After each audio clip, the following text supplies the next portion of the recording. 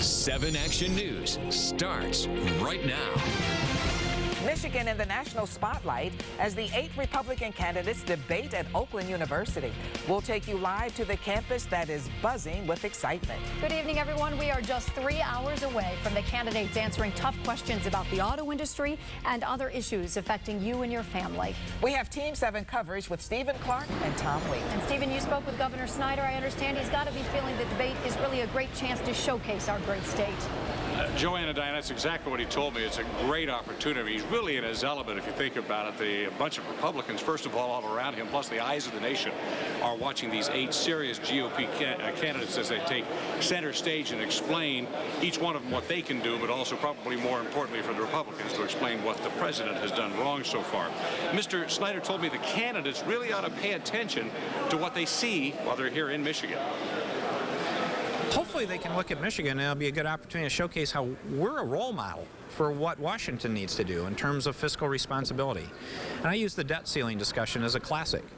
Look at what we did with the budget here in Michigan. Fastest in 30 years, no accounting gimmicks, balanced, paying down long-term liabilities, and we did it with relentless positive action. No blame, no credit. All 8 of the candidates who will be on the stage tonight came out against the government bailouts of Chrysler and GM when all that was going down, and that is likely to come up in the discussions tonight. The governor told me he really wishes we'd stop focusing on that and instead focus on the future, learn from the mistakes that were made with the auto industry, and move ahead from right there. We are right now in what's called the feed room, but it's also alternately called the spin room. What we're going to be seeing over the next couple of hours, not necessarily the candidates in here, but we'll see surrogates of the candidates who will come in before the debate to set the bar. They'll make sure that we know exactly what their candidate is supposed to be doing, and they usually set the bar a little lower than you intend because they want their candidate to shine. Then after the debate, again, we're not likely to see the candidates themselves. They'll still be down the hall, but their spin meisters will be here declaring their candidate won the debate. That's how these things work out. We'll be here covering it tonight and have full reports for you tonight on Action News at 11. We'll see you again back here again at 7 and at 6 o'clock also, Diana. All right, we look forward to your reports. Thanks, Stephen. With a tough employment outlook for new college grads, students at OU are taking a special interest in the debate. 7 Action News reporter Tom Waite joins us live from campus. And Tom, you've been out there all day talking to the students. What did they tell you they would like to ask the candidates? Well, Diana, the main issue that they've been talking about is financial aid and, of course, the economy. And not only did we talk to students here on campus, we also spoke with GM's CEO, Dan Ackerson, who was also here. You'll hear what he has to say in just a few seconds here. But certainly what students want to know is what is their future and how are these candidates going to help them? Once we graduate, we're going to be in $50,000 worth of debt. And then when you're in that much debt and you don't have a job, you just get put into a circle of poverty. And I want to hear somebody actually speak on jobs. That's the response you'll get when you ask students here on campus what they want to hear at tonight's debate. It's all about the economy. I want to hear somebody actually speak on jobs, creating job opportunities for students, and also creating more financial aid, just giving students more help. Just say you get your master's degree and stuff like that, you know, you feel like when you come out, you want to have a job and be able to, you know, go out into your field instead of having to go into something else. Some students wonder, is there even a viable solution? It seems like such a big, idea and a big problem, like how exactly you would go about, fixing something like that. I have no idea. The showdown between the 8 Republican candidates tonight is supposed to focus on the economy, but it's likely Herman Cain's sexual harassment issues will also take center stage. To some, the Cain sex scandal allegations are just a sideshow. I don't know that it necessarily is the most pressing topic we should be spending our time on, but I mean, you do have to look at a person's character. The event is also drawing some of Metro Detroit's most powerful business leaders to campus. GM CEO Dan Ackerson stopped by. We asked him what he expects to hear tonight. Well, I suppose I'm like everyone else. I'll be interested to see how Mr. Cain is treated. I hope he's treated fairly, but always watch, listen like everyone else. I vote too. And tonight at 6, you'll hear a lot more from Dan Ackerson, including how he feels about the GOP's positions on the auto bailout. The candidates have taken a position against it. You'll hear what he has to say about how that will affect voters' attitudes towards these candidates. Stay tuned for that. Reporting live on Oakland University's campus, I'm Tom Waite, 7 Action News. All right, thank you, Tom. And all eyes are on Michigan for tonight's GOP debate. Stay with 7 Action News and WXYZ.com all evening for the very latest coverage and reaction to the Republican debate at Oakland University. Well, the winds are picking up, ushering in those November-like temperatures that we really haven't seen yet this November. Chief Meteorologist Dave Rexroth joins us now with a wind advisory. Dave? Yeah, get a little spoiled, don't we, in a hurry? And now we're going to get a reality check big time. The cameras are shaking. It looks like the clouds are whipping by very, very fast. Most of the showers are out here, but it's all because of the strong wind. Take a look now. We have a wind advisory that's in effect until 11 o'clock tonight. And that means the winds are going to be howling around here, 25 to 35 miles per hour with gusts to 45 miles per hour. And they're picking up in the western suburbs as we speak and moving from west to east.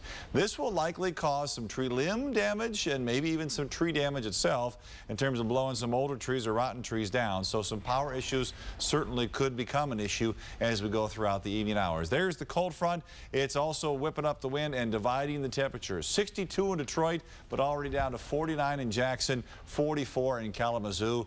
I think you get the idea. Yes, we've been teasing you a little bit here about the possibility of a couple of flakes, and that certainly is a possibility. Not so much today, but later tonight and tomorrow as well. We'll talk about your chances coming up in just a bit. We have breaking news now from the courtroom where a mom has been found guilty in the deaths of her two of her children. The Wayne County jury found Sharon Hinojosa guilty on all counts. She testified yesterday that she started the fire in 2009 while she was burning photos at her mobile home in Huron Township.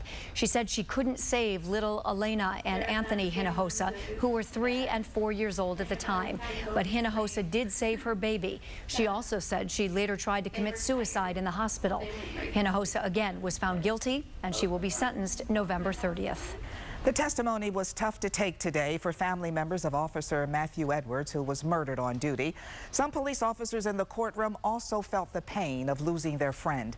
Action News reporter Tara Edwards went downtown where lawyers gave closing arguments in the case against Tyrese Matthews.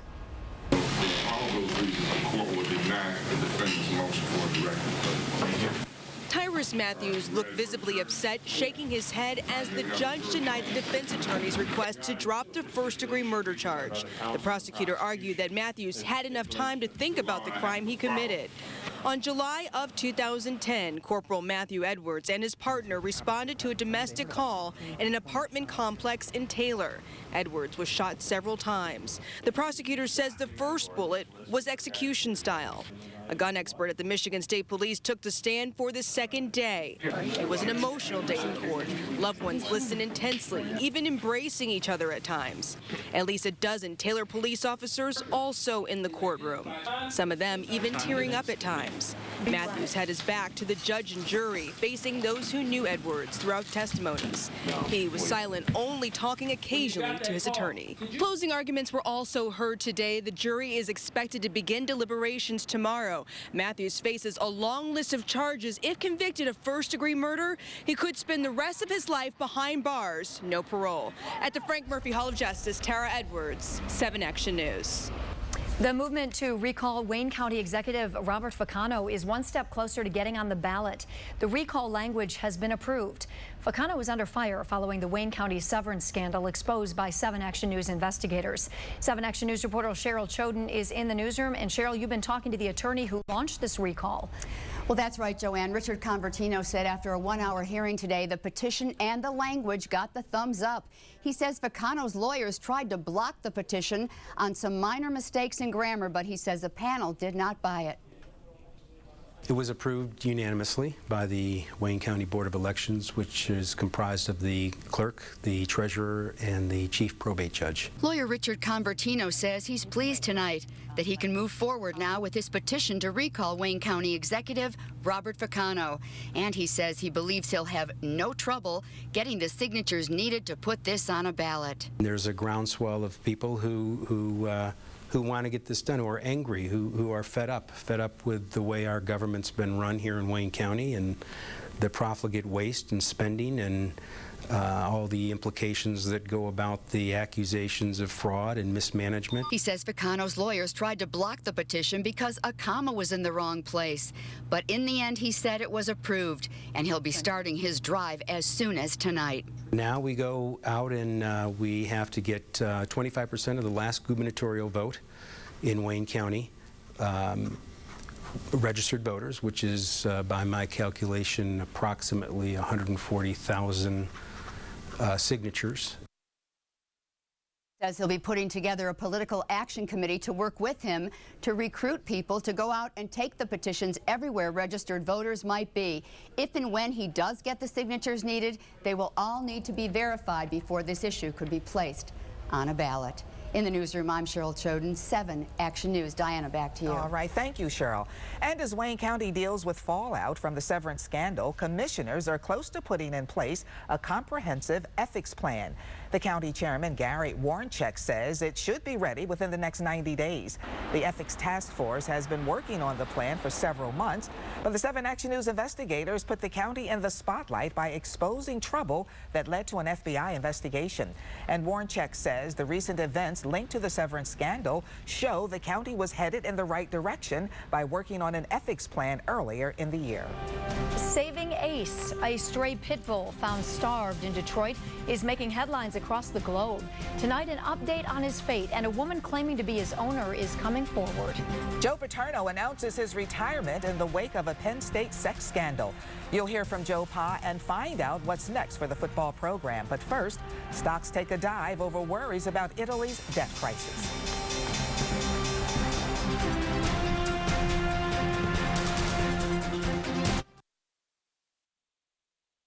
Longtime Penn State football coach Joe Paterno is stepping down in the wake of the sex abuse scandal that's rocked the university. Paterno says he'll retire at the end of the season, but the Board of Trustees might not let him stay that long, and other university officials may be losing their jobs as well. Tom Lydon joins us now. And Tom, what is next for this program that has been held all these years in such high esteem? Yeah, what's difficult about this story, ladies, so many things, but we don't know what's next. It's difficult to predict because the issue is so personal and so emotional. Joe Paterno, who has worked at the university for 61 of his 84 years, has been called upon by many people around the country to step down immediately. But today, he made it clear he would like to finish the season and retire at that point. Paterno and so many other Penn State authorities still under intense scrutiny for the manner in which they handled the reporting of a gruesome trail of sexual abuse by former defensive coordinator Jerry Sandusky. While Paterno fulfilled his legal obligation by reporting what he heard to his bosses, many are left to question if he fulfilled his moral obligation to the alleged victims, 9 of whom have come forward to the authorities. Paterno today issued a statement saying, "I am absolutely devastated by the developments in this case. I grieve for the children and their families, and I pray for their comfort and relief." He went on to say, "I have decided to announce my retirement effective at the end of this season. At this moment, the Board of Trustees should not spend a single minute discussing my status. They have far more important matters to address. I want to make this as easy for them as I possibly can. This is a tragedy. It is one of the great sorrows of my life. With the benefit of hindsight, I wish I had done more." Those are the thoughts of Joe Paterno today, age 84, announcing his retirement at the end of this college football season. Joining us live from State College is John Kosick from our sister station, WEWS. And John, this story has become such a huge national focus. You're there at the epicenter of it. Give us your take on what you've seen firsthand. You know, Tom, there really is a pall hanging over this campus tonight. The place known as Happy Valley, anything but happy, is a man who's been synonymous with this institution for the last 61 years, as you mentioned, is decided to call it a career at the end of the season. And that announcement that you just read, kind of seen it as a shot across the bow of the Board of Trustees in an effort to preempt them from possibly forcing him out before the end of the season, before his last game here on Saturday against Nebraska. The mood among the students here on campus is very down, very depressing, almost like somebody had died. The statue of Joe Paterno on the other side of Beaver Stadium, people were beginning to put signs and flowers. I was out at Joe Pa's house just a short while ago. People were dropping off flowers there.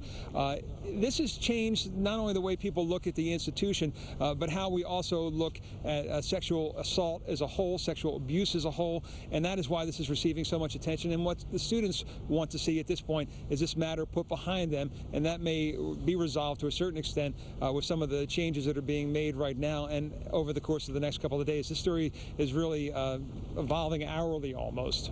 John, Paterno clearly on the way out, but what's your feeling on the fate of Penn State President Graham Spanier? Where does he stand here?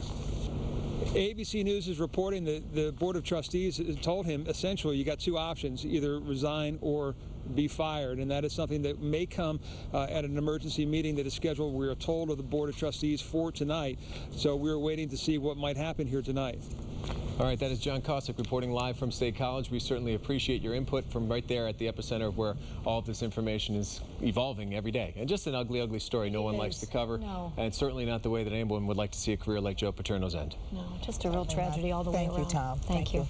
Well, voters had their say at the ballot box. Taking a look at a few results, the mayor of Taylor survived a recall effort, and the mayor of Warren won a landslide victory. Detroit voters approved changes to the city charter. Council members will now be elected by district. Also, an inspector general will investigate corruption. And candidates for city office must live in Detroit for at least 1 year. In Dearborn Heights, voters passed the Headley override that allows the city to ask for tax increases to pay for city services. In Dearborn, 60% of voters approved a millage that will fund its libraries. And in Allen Park, 62% of voters there approved a public safety millage, saving the jobs of 18 police officers and 9 firefighters. But 61% shot down a millage that would pay money owed for the city's film studio that failed. City leaders warn Allen Park will need to make serious cuts to pay it off. And you can find a complete list of election results by clicking the election tab on our homepage at WXYZ.com. Well, I hope you enjoyed the 60s, because I think they're gone for a little while, huh, Dave?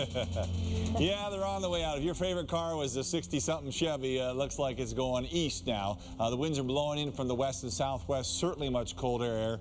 We'll take a look at the rainfall. Yes, some snowfall in Michigan today, and what's going on around the entire area in just a little bit. I did want to show you, though, we started at 56 this morning, very, very warm in the overnight, and got to 62 so far. 63, maybe we squeak that out here before the time it's done, but the front is moving through the metro area right now. 52 is the average high, 75 is a record. We got very close to the record yesterday, but not quite today. Again, 62 was our high so far. Look at the difference. 62 here, 39 in Chicago, and then 30s and 40s back to the west and to the northwest, and that's the air that's going to be filtering in here for a couple of days. We moderate some by the time we get to the weekend. Windsor 61, Mount Clemens 59, 62 again in Detroit, but then you go to 54 in Howell, you go to 50 in Lansing, not quite even at 50 right now off to the west in Jackson. So that is the start of the cool air. And look at the wind speeds now. We talked about this a little bit yesterday, even more so today so far. 62 is the temperature, but a south to southwest wind at 30. Sustained at 30 miles per hour, gusting to 35, and the gust could go to 45 today. So because of all that, show you what's going on with the wind speeds now. Watch over the next couple of hours. You can see the colors deep in here. It's the early evening hours that should be the strongest of this, and then slowly but surely in the overnight period these will calm down. Not completely calm, but they'll lessen, let's put it that. And then tomorrow, if you look at the time here, it's going to be a breezy day, but nothing like the next 3 or 4 hours around here during the evening. The wind advisory goes until 11 o'clock for everybody. Sustained winds 25 to 35 miles per hour, easily some gusts to 40, maybe some to 45 as well. Again, we talked about this just briefly before. Some limb damage, some tree damage could cause some power issues around the area. The rain that came through today has been pushed off to the northeast. We're dry right now. There's a very slight chance for a shower yet as we go through the evening hours, but not too much overnight. If you watch at the southwest part of the state, look at that develop all of a sudden. That's a shift from the southwest wind to the west and northwest wind coming across the lake, and those are lake effect showers. They are rain showers for now. They could end up being rain and snow showers mixed together for us tomorrow. All right, the wind advisory is in place tonight. A slight chance for showers this evening. Temperatures falling back to the 50s here. And a 7-day forecast is not real 60-like. 44 tomorrow, 44 on Friday as well. We do moderate back in time for the weekend to the 50s, actually maybe even a little bit above temperatures, above the average high there. But the next 3 or 4 hours, if you're out and about in a van or a truck, make sure you hang on to the wheel. And again, if you've got power issues, of course, make sure you report them to your power company. There probably will be issues with that as we go throughout the evening. All right, thank you, Dave. And tonight on Action News at 6, a robber is caught on tape breaking into a very unusual place. We'll show you why he wasn't the brightest criminal around. Plus, a family files a lawsuit against the Plymouth Canton Community Schools, claiming their young daughter was sexually assaulted. Tonight at 6, you'll hear what the girl's mother has to say about what happened.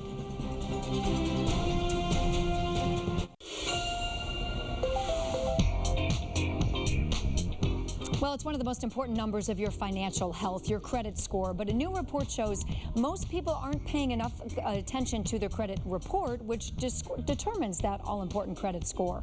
According to the credit reporting agency TransUnion, 56% of us have not checked our credit report this year. It's important to remember that consumers are entitled to one free report every 12 months from each of the 3 credit reporting bureaus. Doing this can help you monitor any changes, any late payments, say, or potential identity theft. Now, you can check your credit report at annualcreditreport.com. We have provided a link on the homepage of our website to that site. Just head to WXYZ.com. And while you're making your holiday list, the Better Business Bureau is putting out one of its own holiday scams. They want to warn you about the 5 most common scams. Fake shopping websites. We're all looking for bargains, but make sure you are shopping with legitimate companies. Finding the season's hottest items on websites like Craigslist? Well, shop locally so you can meet the seller in person. Identity theft at the mall. Make sure you keep an eye on your credit and debit cards and cover the number at the ATM. Bogus pleas from charities. Check out the charity before you give. Phishing emails. Do not open attachments unless you know they are not malicious. And make sure your antivirus software is up to date. Low-income families will soon be seeing a drop on their internet bill. Just a few hours ago, cable companies announced a plan to offer broadband service for $9.95. That offer is good for homes with children that are eligible for free school lunches. The offer will start next summer, and it will be valid for 2 years. All major companies, including Comcast, are standing by the offer. Coming up on Action News at 5, an important recall affecting Toyota and hundreds of thousands of cars. Plus, dress like a celebrity for less. See where you can buy clothes designed by Donatella Versace for a fraction of the glamorous prices. Stay with us, Action News at 5. We'll be right back.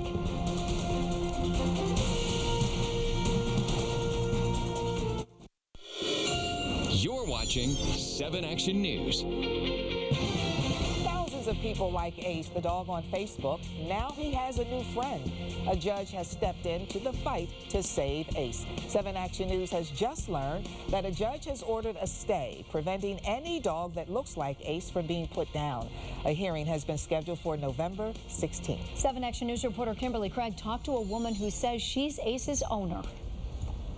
Nita Moses says the dog known as Ace is her dog. She says his name is actually Doo-Doo, and he's 4 years old and was stolen several months ago. It doesn't even have to get ugly. I just want my dog. With old vet papers and a picture of her stolen dog as a puppy in hand, Nita Moses went to animal control early today to claim him. But she says the dog they showed her, the one on the left, is not Ace. And she fears the dog she says is hers on the right, the seemingly docile dog known as Ace, has already been put down before the deadline. Give me my dog. Don't give me a dummy dog. I'm not taking anything home. That's not my dog. Workers with Detroit Dog Rescue are trying to help Nita Moses. I believe that this dog has already been put down. I believe he was probably put down the day he was brought in. We're told staffers at Animal Control do not believe Nita Moses is really Ace's owner. Bruce King is over Animal Control for the city of Detroit, and while he says threatening calls have been made to his office over the fate of Ace, he says there is nothing anyone can do to save him. After the 4 days has ended, then we have the right to euthanize that animal. King says unless owners of pit bulls and pit bull mixes come forward to claim their dog within the 4-day holding period, they will be put down per department policy. We need to maintain the policies that we have within the city. We're looking at to ensure the safety of our citizens. Late today, an attorney for Detroit Dog Rescue went with Moses to Animal Control. The easiest thing for them to do would be to let me look at the dog, observe the markings, determine if it is the same dog that has been shown on television. They're refusing to let me do that. I can only have the worst feelings about that. They will now be seeking emergency intervention from a court. In Detroit, Kimberly Craig, 7 Action News.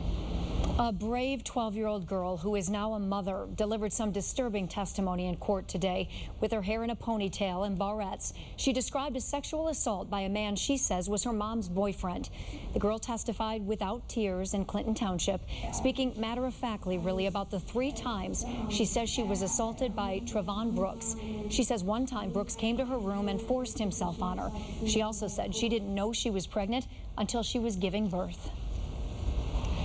When is the first time that you told anybody that Trayvon was the father of your baby? I can't remember. I believe it was August 17th or 18th that I was at home, and I told my mom, and then me and my aunt The girl testified that she gave the hospital a fake name for her baby's father. The judge ordered Brooks to stand trial on 3 sex charges, including first-degree sex assault. That carries a penalty of life in prison. Brooks' attorney is not saying what the defense will be in this case at this point. He's waiting for the results of DNA tests, which could be available in a few weeks. Drug-sniffing dogs searched the parking lot today at Chrysler's truck plant in Warren. Chrysler says it was a training exercise. Warren police tell 7 Action News Chrysler approached them a few months ago with a request to work together and an opportunity to train the dogs. The dogs worked in 3 lots parked with 1,100 vehicles. They stopped by 23 cars, but they found no drugs. Toyota is launching another recall. This time it involves more than 500,000 vehicles around the world. The company says there's a problem that could make them harder to steer. In the U.S., the automaker is recalling the 2004 and 2005 Camry, Highlander, Sienna, and Solera. Also, the 2004 Avalon and the 2006 Highlander HV. There is also the 2004 and 2005 Lexus ES330 and the RX330 and the 2006 RX400H. Toyota will be notifying owners by mail to come and get free replacement parts. Well, General Motors is on a hot streak, posting its 7th straight quarterly profit. 7 Action News reporter Mary Conway explains why the CEO says that's not good enough. General Motors posted a profit of $1.7 billion for the 3rd quarter, but that is actually down from last year's 3rd quarter profit of $2 billion. CEO Dan Ackerson says they're speeding ahead in the United States, but there are problems in Europe. Despite a $300 million improvement versus a year ago, GM Europe lost $300 million in the quarter, reflecting the weakened vehicle market there, which itself is a manifestation of Europe's economic morass. And Dan Ackerson reiterated how the new 4-year agreement with the UAW will help GM keep its costs in line. The new contract is a landmark deal for all involved and is very important to us because it allows us to maintain our low break-even level and protect our balance sheet. It also gives our employees an even more direct stake in the company's performance, and very importantly, it creates jobs. Ackerson also talked about saving money by setting up a nearly $2 billion health care trust fund for retirees in Canada, similar to the VIBA, which handles retiree health care in the United States. We announced the establishment of the Canadian Health Care Trust, reducing our OPEB liabilities by $3 billion. Dan Ackerson stressed today that they know they have a lot more to do as they try to grow the company. And he said in the future, it will all be keyed on product. That strong product is king. In Southfield, I'm Mary Conway, 7 Action News. And coming up tonight at 6, a robber is caught on tape breaking into a local business, but it's what he didn't take that has police calling him one of the dumbest thieves around. Well, temperatures 20 degrees colder tomorrow. Enough said. We'll talk about the forecast coming up. They've been decking the park in downtown Detroit. Yeah, you are looking or about to at the world's tallest red kettle. Look at this. It's about 56 feet tall by 24 feet wide. It will have 25,000 red LED lights on it. The Salvation Army will light up the kettle on Friday, November 18th. That's the same night as the tree lighting ceremony for the big Christmas tree in Campus Martius. And be sure to join the 7 Action News team for our Light Up the Season special that night. We'll have live coverage of the tree lighting starting at 7 o'clock, and I will be down there earlier with the Salvation Army, cutting the ribbon and starting the holiday season. I'm looking forward to it. Please join us. Absolutely. Starting to feel a little bit more like the holidays, Dave. Getting a little colder. Try to give Di some nicer weather by then, yes. Actually, we'll dip down where everybody's talking about the cold weather, but we'll actually be okay in terms of temps, comfortable-wise, for the weekend. It's just a little brief shocking dip. Show you what's going on across the area right now. We got to talk about temps, so we got to talk about winds. 62 still at this hour in Detroit, but 45 in Grand Rapids, 37 in Milwaukee, 32 in Marquette. It should give you a little heads up here now. The cold front is working its way through the metro area as we speak. The winds have picked up a bit out ahead of it, but especially right around it and back behind it, and that's why they're really starting to howl. We have the wind advisory again until 11 o'clock. The backside of this snow across the UP down through Wisconsin. You can see, though, that moisture shrinking up and moving to the northeast, so there's not a lot left to give us a big problem overnight. As a matter of fact, this batch probably goes more towards Saginaw and the thumb to us. There is a slight chance for a shower here. It would be just rain showers showers this evening, and then tomorrow we'll get a couple showers going in the afternoon. There could be some snowflakes mixed in as well. Here are the wind speeds now. You notice we're in that 20 to 30 range, sustained winds here. I just wanted to show you they're in the 30 to 35 range still in Chicago. The point being, this is going to be with us for a while. Now we'll up the ante here a little bit and look at some of the gusts. It's gusting to 49 miles per hour this hour in Lansing. It's gusting to 43 in Detroit. And again, that's why the concern about some tree limb issues, some tree issues, and some power line losses here. So be aware of that. If you lose power, certainly want to call it in and try and get those guys out and correct it as soon as possible. The wind advisory till 11 o'clock. A slight chance for a rain shower here. Temperatures falling through the 50s as that wind continues to howl from the southwest. Tonight, it'll be down a little bit, but still, especially during the late evening hours, the wind is strong. 37 is our low, probably dry overnight. And then tomorrow, we'll develop some showers, especially in the afternoon. They will likely be mixed with rain and snow together.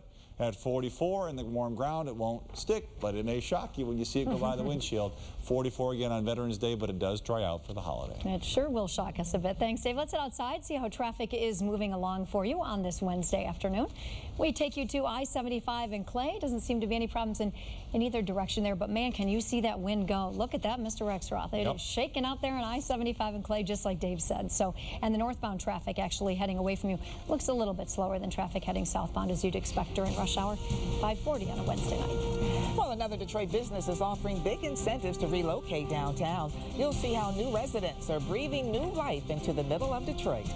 And prayer and protest. See why local religious leaders are protesting a prayer event at Ford Field. That's when Action News at 5 comes right back.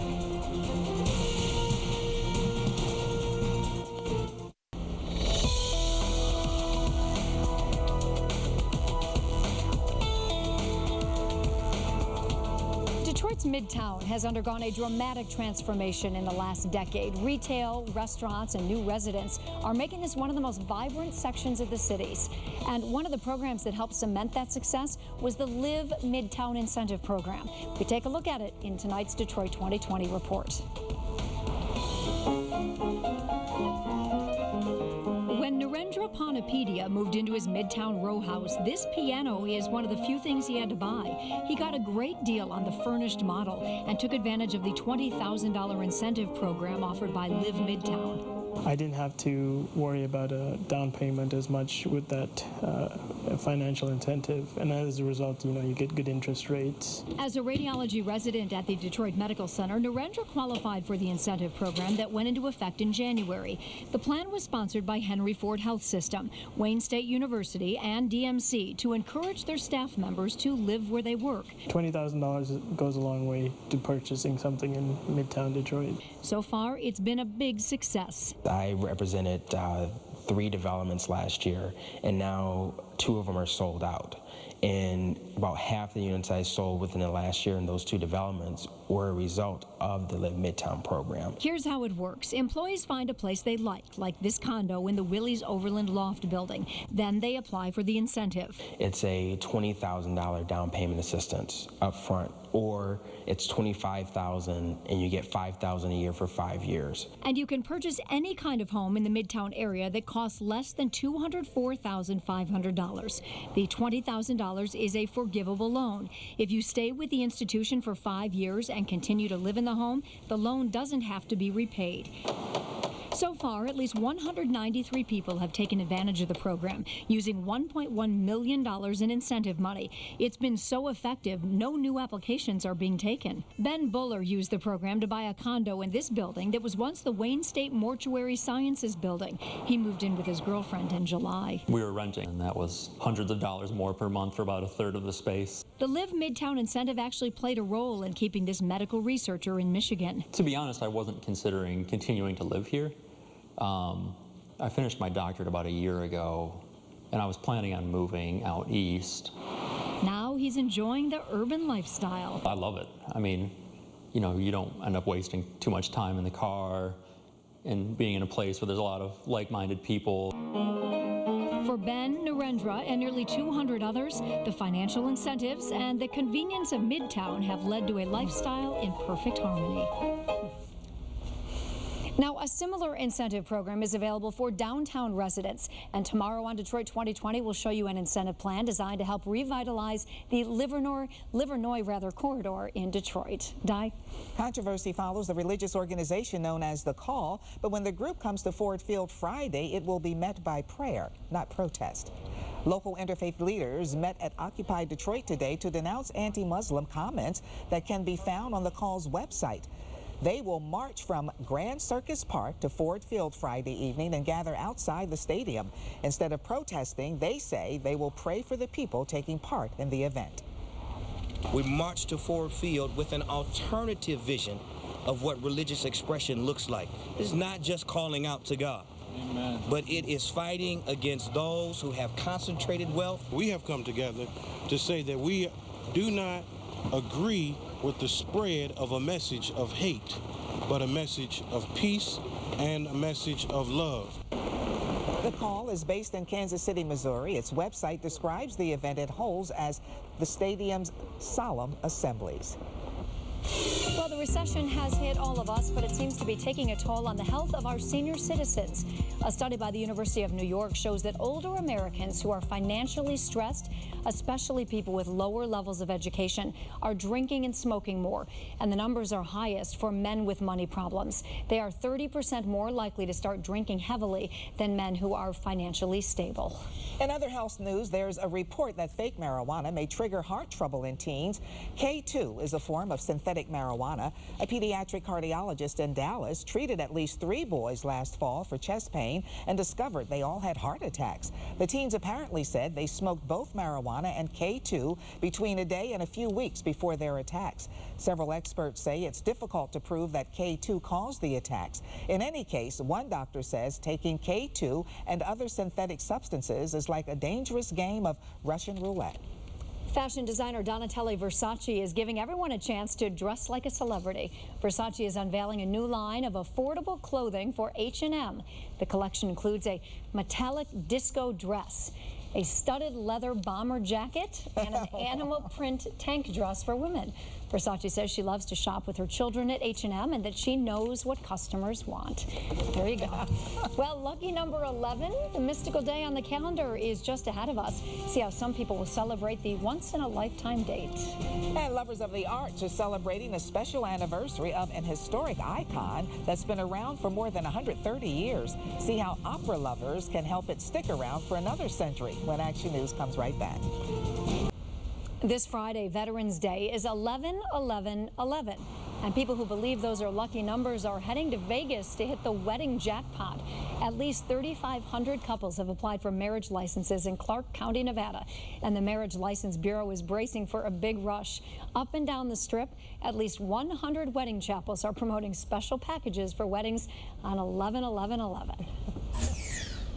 This historic opera house cost $11,000 to build 130 years ago. Now the Livingston Arts Council hopes to raise millions to assure its future. The building is celebrating a milestone this week. It already is a home for the arts. Yeah, but there is still work that needs to be done. Restoring the second-floor theater is the ultimate goal. 7 Action News reporter Dave Llewellyn takes us inside the Opera House in Howell. It's history in downtown Howell. Whatever happened in Livingston County of any importance happened here in the Opera House. The Opera House dates back to 1881. It was a functioning community gathering spot until 1924 when it closed. We had circus acts on the stage. We had Henry Ford here speaking on the automobile. It remains something of a time capsule. The Livingston Arts Council bought the historic building on Grand River Avenue in 2000. The first floor, which housed a hardware store for 120 years, has been turned into a space for musical performances and other functions. Wedding receptions, baby showers, graduations. It's really, the downstairs is a community center at this point. We're located right in the downtown area of Howell, in a very central location for Livingston County. And I can see this building being an economic driver for the downtown. On Friday night, an event is planned to celebrate the Opera House's 130th anniversary. The group's ultimate goal is to restore the second floor, retaining its historic character, but making it functional for today. It's just a matter of finding the right people or group that believes as passionately as we do about the Opera House, and then getting a marriage going. The best guess estimate is it'll take $6.5 million to complete the restoration of the Opera House. Those most passionate about this project want to see this facility serve the community for the next 130 years. In Howell, Dave Llewellyn, 7 Action News. All right, thank you, Dave. And coming up next on Action News at 6, a family files a lawsuit against this school claiming their young daughter, who has Down syndrome, was sexually abused several times in this building. Tonight, what the mother of this young girl is telling 7 Action News. And a thief is caught breaking into a local business, but it's what he didn't take that has police scratching their heads. We'll explain next at 6.